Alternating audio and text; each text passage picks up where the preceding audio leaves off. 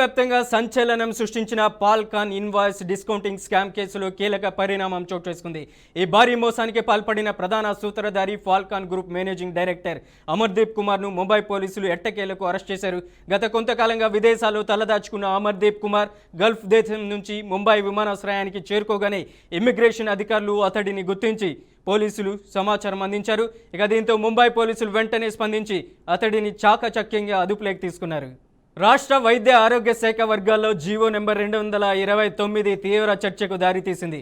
Medical council స్వరూపాన్ని మార్చుతూ ప్రభుత్వం తీసుకున్న ఈ నిర్ణయంపై వైద్య వర్గాల్లో తీవ్ర ఆగ్రహం వ్యక్తమవుతుంది. ఈ జీవో అమలుతో ఎన్నికల్లో నెగ్గిన వైద్యులకు ఉన్న మెజారిటీ హక్కులు హరించబడే ప్రమాదం ఉందని వైద్యులు ఆందోళన వ్యక్తం చేస్తున్నారు. స్వయం ప్రతిపత్తి కలిగిన కౌన్సిల్ను ప్రభుత్వం తన నియంత్రణలోకి తీసుకొని దాన్ని కీలుబొమ్మగా మార్చే ప్రయత్నాలు జరుగుతున్నాయని అనుమానాలు వ్యక్తమవుతున్నాయి. అదే సమయంలో వైద్యులు తప్పులు చేసిన వారిపై తగిన చర్యలు తీసుకోకుండా ఈ జీవో ద్వారా రక్షణ కల్పించే ప్రయత్నాలు జరుగుతున్నాయని ఆరోపణలు కూడా వినిపిస్తున్నాయి. మెడికల్ కౌన్సిల్లో ఇప్పటి వరకు ప్రజాస్వామ్య పద్ధతిలో ఎన్నికైన వైద్యులదే పైచేయిగా కొనసాగుతుంది. అయితే తాజా జీవో ప్రకారం కౌన్సిల్లో ఎక్స్ అఫేషియా సభ్యుల సంఖ్యను ప్రభుత్వం రెట్టింపు చేసింది.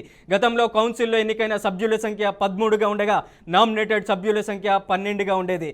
దీంతో మెజారిటీ ఎన్నికైన సభ్యులుగా ఉండేది. కానీ ఇప్పుడు ఎక్స్ అఫేషియా సభ్యుల సంఖ్యను 4 నుంచి 8కి పెంచడంతో మొత్తం నామినేటెడ్ సభ్యుల సంఖ్య 16కి చేరనుంది. కౌన్సిల్ మొత్తం బలం 29కి పెరిగినప్పటికీ ఎన్నికైన సభ్యులు మాత్రం 13 మందిగానే ఉండటంతో వారి ప్రాతినిధ్యం తగ్గనుంది. ఈ పరిణామంతో ఇకపై కౌన్సిల్లో తీసుకునే నిర్ణయాలు అధికార నియంత్రణలోనే జరిగే అవకాశాలున్నాయని వైద్యులు ఆందోళన వ్యక్తం చేస్తున్నారు. ఎన్నికైన సభ్యులకు ఎలాంటి విలువ ఉండదని వారు వాపోతున్నారు. ఈ మార్పుల కారణంగా కౌన్సిల్ స్వతంత్రంగా వ్యవహరించకుండా ప్రభుత్వ నిర్ణయాలకు మాత్రమే పరిమితమయ్యే ప్రమాదం ఉందని వైద్య వర్గాలు ఆరోపిస్తున్నాయి.